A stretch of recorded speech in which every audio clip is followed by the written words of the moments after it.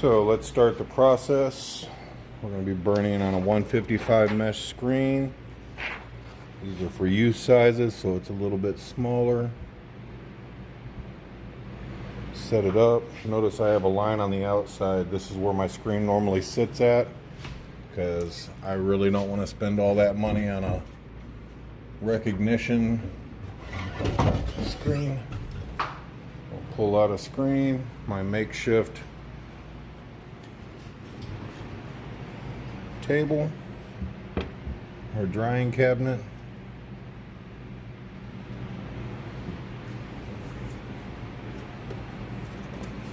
Set that on there.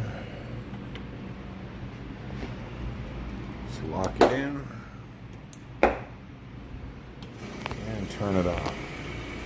Now, if you don't have one of these, you definitely need to invest in one. This will cut your drying time down on your screens. Even after you wash them, we normally will wash them and then set them in the bottom to dry. Of course, all post-drying, when they got emulsion on them, is done up here in the racks. This was just a badly coated screen down there, so it's going to be pulled out and washed. We'll let it suck down. Make sure good tight fit.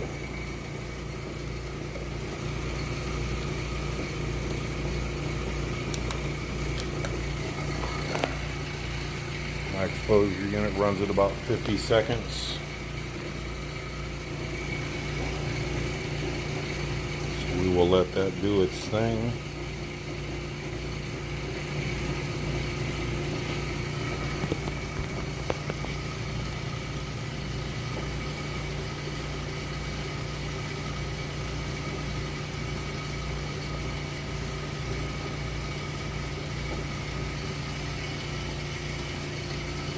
Tick tock, tick tock, tick tock.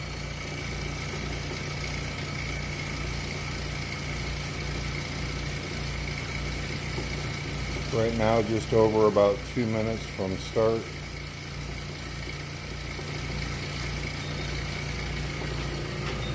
Shut off our vacuum pump.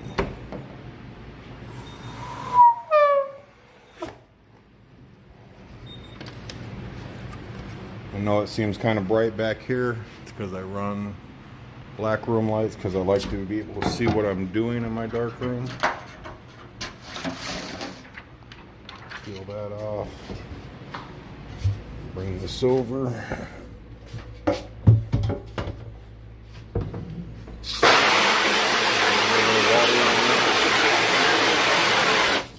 You don't want to spray too much, just enough to really just get it wet. Flip it around and the other side. If you're like me, I'm extremely impatient, so I got to walk away from it. Otherwise, I'll sit there and try and expose it.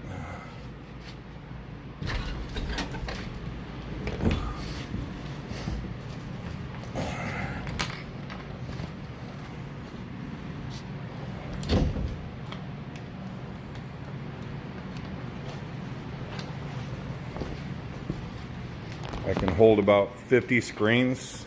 It's just simple wood, slats, and then I just use a blackout curtain on the front just to make sure no light shines through. It's my coating station.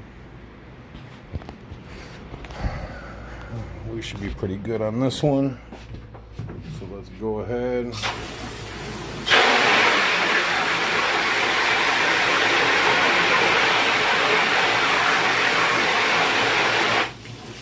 Never try and stay in one spot for too long.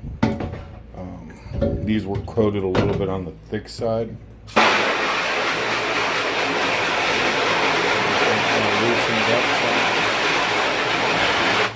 And something like this, it really doesn't matter, but if you had like a lot of halftones running on a 230 mesh, this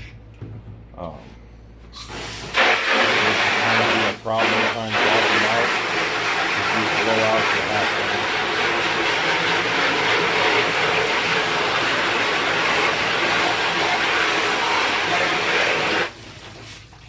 The less water you could do to get your screen cleared out, the better.